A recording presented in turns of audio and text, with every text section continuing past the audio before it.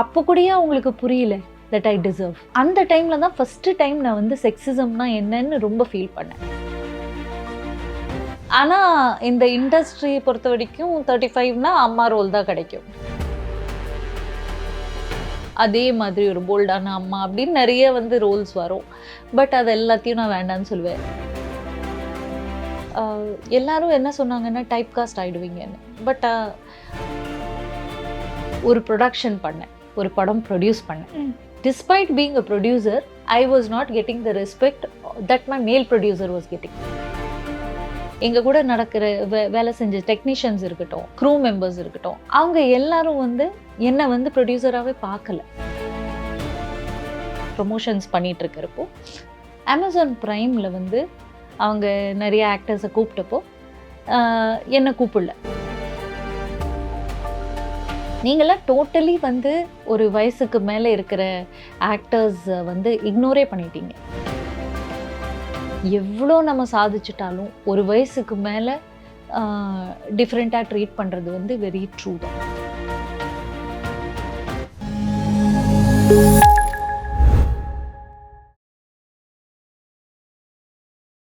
Adjustment மட்டும் இல்லாமல் நிறையா நீங்கள் இப்போது 35 இயர்ஸில் வந்திருக்கீங்க.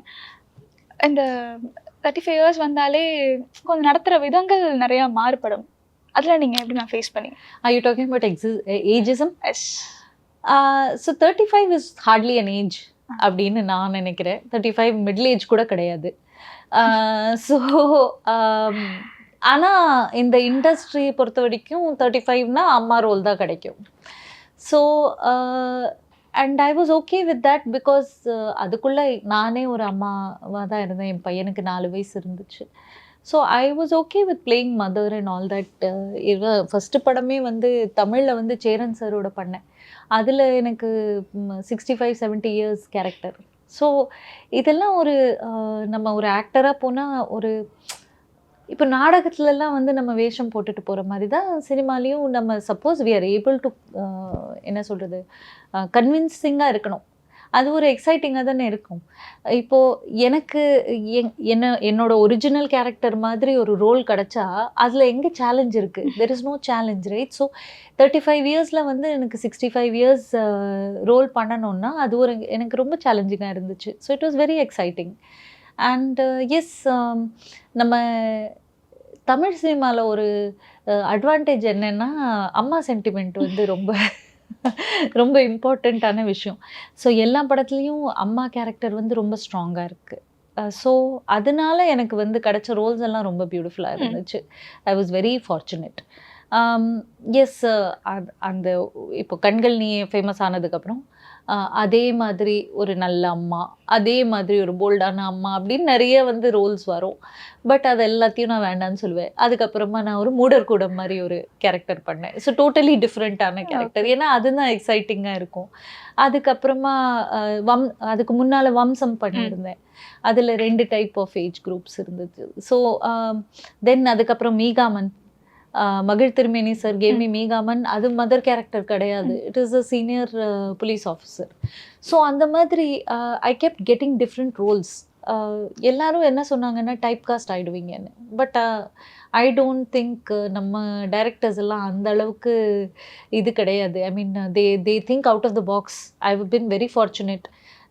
இப்போது சார்பட்டா பரம்பரையில் பாக்யம் கேரக்டருக்கு என்னை யோசித்தது வந்து எவ்வளோ பெரிய இது. ஐ மீன் டோட்டலி திங்கிங் அவுட் ஆஃப் த பாக்ஸில் பாரஞ்சித் சார் வந்து எப்படி யோசிச்சார் தட் என்னை ரியல் லைஃப்பில் மீட் பண்ணிவிட்டு நீங்கள் வந்து பாக்யம் ரோல் பண்ண முடியும் அப்படின்னு யோசிக்கிறதே பெரிய விஷயம். ஏன்னா எனக்கே வந்து அந்த அளவுக்கு கான்ஃபிடென்ஸ் கிடையாது நான் வந்து பாக்யம் மாதிரி ஒரு கேரக்டர் பண்ண முடியும்னு. ஏன்னா அத்தனை ஒரு ஃபியர்ஸாக, அத்தனை ஒரு ரூட்டடாக ஒரு கேரக்டர் நான் அது வரைக்கும் பண்ணதில்லை. ஸோ அவங்க they are able to see a vision which I can't see. அதுக்கு தான் அவங்க டைரக்டர். ஸோ அந்த மாதிரி நான் ரொம்ப டைப் காஸ்ட் ஆன மாதிரி ஃபீல் பண்ணலை. எஸ், சில கதைகள்லாம் வந்து எதுக்கு இந்த மாதிரி யோசிச்சிருக்கலாமே, இந்த இடத்துல நீங்கள் வந்து சைக்காலஜிஸ்ட்டை மேலாக போட்டிருக்கீங்களே, இது ஃபீமேலாக போட்டிருக்கலாமே, இந்த இடத்துல லாயர் வந்து ஃபீமேலாக போட்டிருக்கலாமே அப்படின்னு நான் நினச்சிட்டு இருந்தேன். பட் என்னோட கெரியரில் நான் அதுவும் பண்ணிட்டேன். Okay. I played psychologist, are you okay பேபியில் I am a lawyer. So like I said, out of the box thinking directors இருக்காங்க. And I have been fortunate that எனக்கு வந்து அந்த மாதிரி சான்சஸ் கிடச்சிருக்கு. ஸோ எஸ், என்னோட அம்மாவாக நடித்த ரோல்ஸ் வந்து ரொம்ப ஃபேமஸ் ஆயிடுச்சு. ஏன்னா நம்ம தமிழ் சினிமாவில் அந்த சென்டிமெண்ட் அவ்வளோ ஸ்ட்ராங்காக இருக்குது. இப்போ N4ல கூட I play a police inspector, but I am also mother. என்னோட பர்சனல் லைஃப் பற்றி, அந்த என்னோட கேரக்டரோட பர்சனல் லைஃபே என்னன்னு தெரியாத ஒரு கேரக்டர். என்னோட கேரக்டர் வந்து ஃபேமஸான கேரக்டர்ஸ் எல்லாமே வந்து இட்ஸ் ஸோ ஹேப்பன் தட் அவங்க வந்து அந்த அம்மா ரோல்ஸ் தான் வந்து ரொம்ப ஃபேமஸ் ஆயிடுச்சு. அஃப்கோர்ஸ் நான் சொன்ன மாதிரி நம்ம தமிழ் சினிமாவில் வந்து அம்மா சென்டிமெண்ட் வந்து ரொம்ப முக்கியமாக இருக்கிறதுனால அம்மா ரோல்ஸ் வந்து ரொம்ப ஸ்ட்ராங்காக இருக்கும். பட் எதுலலாம் இப்போ N4ல வந்து அவங்க போலீஸ் ஆஃபீஸராக இருந்தாலும் அவங்களுக்கு ஒரு ஃபேசட் வந்து அம்மா, ஷீ இஸ் ஆல்சோ மதர் அப்படின்னு. பட் அனல் மேலே பனித்துளின்னு ஒரு படம் பண்ணியிருந்தேன். அதில் வந்து நீங்கள் பார்த்தீங்கன்னா she is just a police officer. அவங்க ப்ரைவேட் லைஃப் பற்றி ஒன்றும் தெரியாது. So she is just a police officer. So அதுவும் வந்து ரொம்ப இன்ட்ரெஸ்டிங்காக தான் இருந்தது. அதே மாதிரி ஆர் யூ ஓகே பேபியில் she is just a lawyer. அவங்க அம்மாவா, அவங்களுக்கு கல்யாணம் ஆயிருக்கா இல்லையா, அதெல்லாம் வந்து அவங்க ஒன்றுமே வந்து டிஸ்க்ளோஸ் பண்ணலை. ஸோ எனக்கு வந்து நல்ல விதவிதமாக கேரக்டர்ஸ் கிடச்சிருக்கு. I have to say I am very grateful. Okay. ஆனால் ஃபர்ஸ்ட் வாட்டி நீங்கள் வரும்போது நீங்கள் அவ்வளோ ஃபேம் இல்லை. நீங்கள் வந்து அப்போ தான் 35 இயர்ஸில் தான் நீங்கள் என்ட்ரி கொடுக்குறீங்க. பிராண்ட் நியூ கமர் இல்லையா? அப்போ வரும்போது நிறைய பேர் வந்து உங்களை டிஸ்ரெஸ்பெக்ட்ஃபுல்லாக நடத்தியிருக்கலாம். அதெல்லாம் அந்த மாதிரி ஏதாச்சும் இருக்கா மேம்? இல்லை, டிஸ்ரெஸ்பெக்ட்னு சொல்ல மாட்டேன். சி, ஒரு நல்ல விஷயம், as a woman you will understand this, that நாங்கள் வந்து எப்போவுமே வந்து டிசர்வ் அண்ட் டிசையரோட ஒரு மோடில் இருப்போம். ஓகே, நாங்கள் எங்கேயாவது நியூ கமராக போனால், ஓகே, இப்போது நான் 35 இயர்ஸில் வந்தாலும், இதுக்கு முன்னால் நான் என்ன வேலை பண்ணியிருந்தாலும், சினிமாவில் நான் ஒரு நியூ கமர். ஸோ நானும் ஒரு நியூ கமர், அந்த 17-18 இயர்ஸில் இருக்கிற பொண்ணு அவங்களும் ஒரு நியூ கமர் தான். ஸோ அவங்களுக்கு என்ன ட்ரீட்மெண்ட் கிடைக்குமோ அதுதான் நான் எனக்காகவும் எதிர்பார்ப்பேன். அதுக்கு மேலே நான் வந்து டிசர்வ் பண்ண மாட்டேன், டிசைர் பண்ண மாட்டேன். ஸோ நியூ கமருக்கு என்ன ட்ரீட்மெண்ட் இருக்கணுமோ அதுதானே இருக்கும் அப்படின்னு தான் வந்து நான் ஃபீல் பண்ணேன். So I was okay, I was absolutely okay if I tent get a caravan. ஒரு பேசிக் ரிக்குவயர்மெண்ட் இருக்கும், தட் ட்ரெஸ் சேஞ்ச் பண்ணுறதுக்கு, இல்லை பாத்ரூம் யூஸ் பண்ணுறதுக்கு, ரெஸ்ட் ரூம் யூஸ் பண்ணுறதுக்காக கேரவன் இருந்தால் நல்லா இருக்கும் அப்படின்னு ஃபீல் ஆகும். பட் அவங்க சேஃபான ஒரு ரூம் கொடுத்துட்டாங்கன்னா அது ஒன்றும், I never feel disrespected because I was at 35 years. I didn't just because I am 35 doesn't mean that I deserve to be you know இது. ஸோ அந்த மாதிரி இல்லை. பட் ஒரு 45 இயர்ஸில் 10 வருஷம் எக்ஸ்பீரியன்ஸ்க்கு அப்புறம் நானே என் காசு போட்டு ஒரு ப்ரொடக்ஷன் பண்ணேன், ஒரு படம் ப்ரொடியூஸ் பண்ணேன் என்னோட ஓன் ஹார்ட் ஏர்ன்ட் மணியோட. அப்போ தான் ஃபஸ்ட் டைம் நான் ஃபீல் பண்ணேன் that despite being a producer, I was not getting the respect that my மேல் ப்ரொடியூசர் வாஸ் கெட்டிங். நானும் என் ஃப்ரெண்டும் சேர்ந்து தான் அந்த படத்தை ப்ரொடியூஸ் பண்ணோம். ஆக்டர் கிஷோர் தானே? ஆமாம். ஸோ நாங்கள் படத்தை ப்ரொடியூஸ் பண்ணோம். எல்லாமே ஈக்குவல் தான். ஆனால் எங்கள் கூட நடக்கிற வேலை செஞ்ச டெக்னீஷியன்ஸ் இருக்கட்டும், க்ரூ மெம்பர்ஸ் இருக்கட்டும், அவங்க எல்லாரும் வந்து என்னை வந்து ப்ரொடியூசராகவே பார்க்கல. So that is something for the first time I felt that வந்து இப்போ நான் டிசர்வ் பண்ணுறேனே. ஏன்னா நான் வந்து என்னோட ஹார்ட் ஏர்ன் மணியை போட்டிருக்கேன். அதுவும் நான் வந்து எங்கள் ஹஸ்பண்ட் கிட்ட கேட்கல, யார்கிட்டயோ கேட்கல. நான் வந்து இந்த 10 வருஷமாக என்ன சம்பாதிச்சிருக்கேனோ அதை போட்டு நான் ஒரு படம் எடுக்கிறேன். அப்போ கூடயே அவங்களுக்கு புரியல தட் ஐ டிசர்வ். ஸோ அந்த டைமில் தான் ஃபஸ்ட்டு டைம் நான் வந்து செக்ஸிசம்னா என்னன்னு ரொம்ப ஃபீல் பண்ணேன். ஸோ ஐ ஃபீல் இந்த when it comes to ageism எப்போ ஃபஸ்ட்டு ஃபீல் பண்ணேன், ரொம்ப ஃபீல் பண்ணேன்னா, சார்பட்டா பரம்பரை படம் வந்து ரிலீஸ் ஆகிறதுக்கு முன்னாலேயும் அதுக்கப்புறமாவும் இம்மீடியட்லி ஆஃப்டர் ரிலீஸ் ப்ரொமோஷன்ஸ் பண்ணிட்டு இருக்கிறப்போ அமேசான் ப்ரைமில் வந்து அவங்க நிறைய ஆக்டர்ஸை கூப்பிட்டப்போ என்னை கூப்பிடல டு ஃபார் தேர் ப்ரொமோஷன்ஸ். அப்போ நான் ஃபீல் பண்ணேன் தட் இந்த படத்தில் வந்து I don't have that value. Okay, maybe see it doesn't make sense from commercial point of view. ஏன்னா கமர்ஷியல் வந்து என்ன எப்போவுமே என்ன சொல்லுவாங்கன்னா ஒரு யங் ஆடியன்ஸு அவங்களுக்கு பிடிச்ச கேரக்டர்ஸு அதை தான் வந்து ப்ரொமோட் பண்ணுவாங்க, யூஸ் பண்ணுவாங்க ப்ரொமோஷன்ஸ்க்கு. ஸோ சரி அப்படின்னு நான் வந்து அதை கண்டுக்கல. பட் அதுக்கப்புறம் படம் ரிலீஸ் ஆனதுக்கப்புறம் அவார்டு இருக்கட்டும், ரெக்கக்னிஷன் இருக்கட்டும், அந்த படத்தில் வந்து ரொம்ப ஃபேவரட் கேரக்டர்ஸே யாருன்னா டேடி கேரக்டர், பசுபதி சாரோட கேரக்டர், பாக்கியம். ஆமாம். அப்போ பார்த்தப்போ தான் நான் நினச்சேன், சரி நீங்கள்லாம் நினைக்கிறீங்க தட் வந்து நம்ம யங் ஆடியன்ஸுக்கு இல்லை மெயின் ஆடியன்ஸுக்கு யாரை பிடிக்கும் அப்படின்னு நீங்கள் ஒரு மைண்டில் வச்சுருக்கீங்க. But actually it is the opposite. They like performers, they like characters, they don't care what the age of the character is. உங்கள் பாக்கியம்க்கு 60 வயசு இருக்கலாம், டேடிக்கு 60 வயசு இருக்கலாம், பசுபதி சருக்கு இன்னும் மேலேயும் இருக்கலாம். ஆனால் அவங்க வந்து அதெல்லாம் கண்டுக்கலை. அவங்களுக்கு ரொம்ப பாப்புலரான கேரக்டர்ஸ் வந்து இந்த 3 தான். இந்த 3 தான் எல்லா அவார்ட்ஸையும் வாங்கிட்டு போச்சு. ஸோ அப்படி பார்க்குறப்போ நான் அப்புறமா யோசித்தேன், சே இப்போ நீங்கள் ஃபீல் பண்ணுறீங்கள என்னை வந்து ப்ரொமோஷனுக்கு கூப்பிடல அப்படின்னு. ஸோ அந்த டைம்லலாம் வந்து ஏஜிசம் ஃபீல் பண்ணேன் நான்.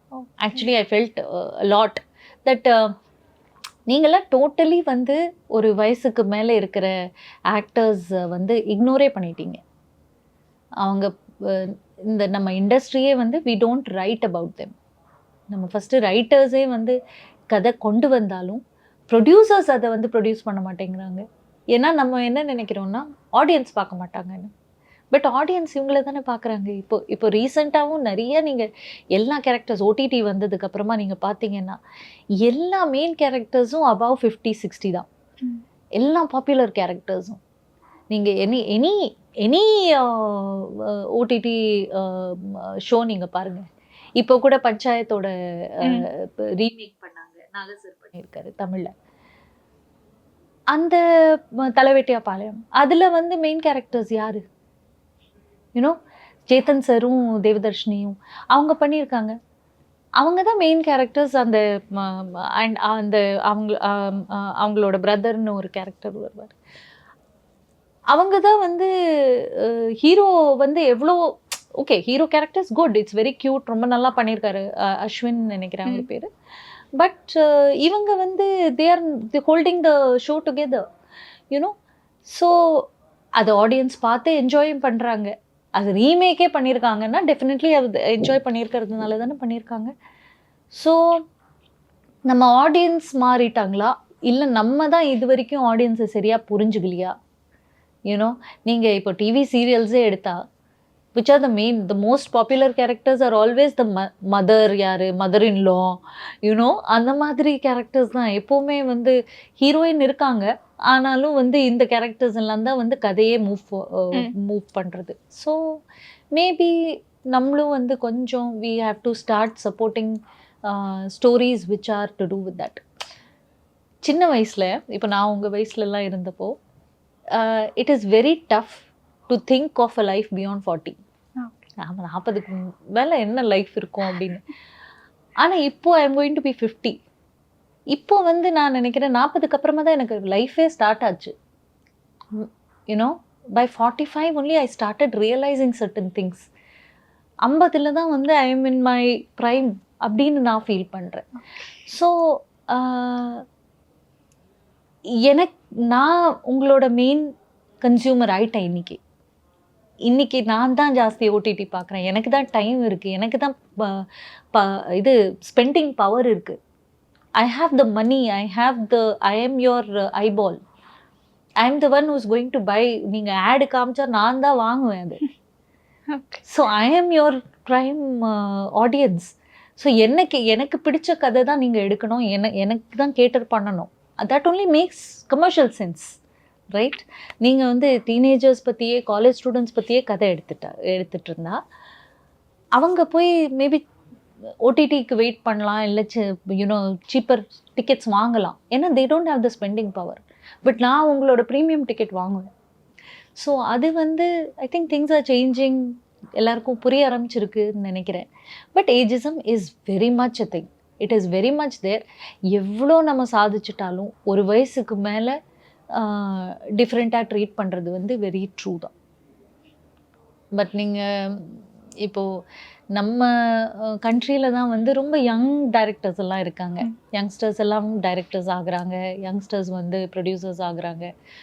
பட் நீங்கள் ஹாலிவுட்லலாம் பார்த்தீங்கன்னா யாருமே 50 வயசுக்கு முன்னால் 40 வயசுக்கு முன்னாலெல்லாம் டைரக்ட் பண்ணியிருக்க முடியாது. ஏன்னா அந்த லைஃப் எக்ஸ்பீரியன்ஸ் வேணும், அந்த ஒர்க் எக்ஸ்பீரியன்ஸ் வேணும்.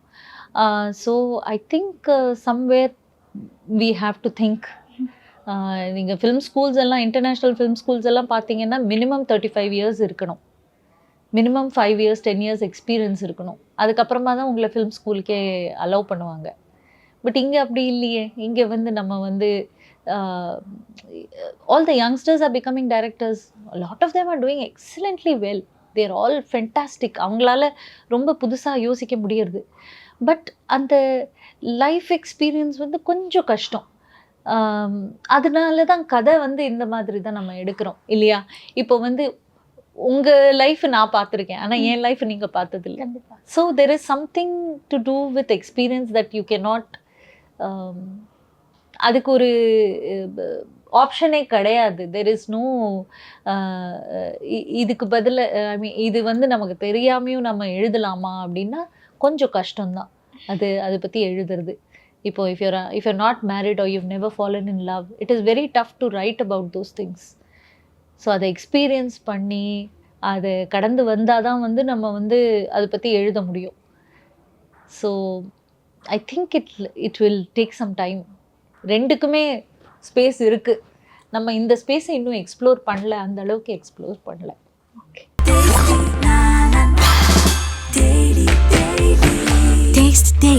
Taste the Daily. ஹைடெக் மிஷின்களால் கைப்படாமல் உங்கள் நலனில் அக்கறையோடு தருகிறது சத்துள்ள லயன் டெசர்ட் கிங் டேட்ஸை வாங்குங்க. லயன் டெசர்ட் கிங் டேட்ஸ், சிங்கம் போல ஸ்ட்ரெங்த் எனக்கு.